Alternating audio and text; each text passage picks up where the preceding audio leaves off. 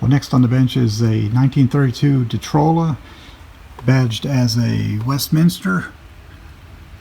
I did this radio 1 or 2 years ago. It was one of my first radios I tried, and ended up blowing out one of the capacitors and setting it on fire.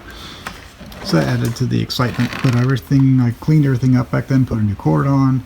But I think what the problem is the transformer. I didn't have a variac back then, so I just plugged it in and threw the switch, not knowing that it was really a 110 radio instead of a 120. So that could have added to the problem too. So I'm just going to go through it, recheck it, see if I can find anything glaringly wrong, and may try it again.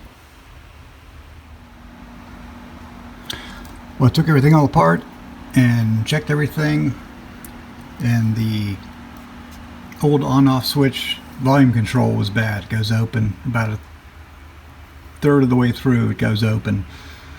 I'm not sure if that would make the electrolytics blow up, but so far that's the only thing I could see that's kind of bad.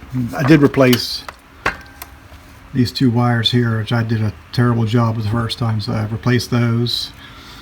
And I got a new switch coming in a week, so I'll hook it up then. We'll fire it up, see what happens.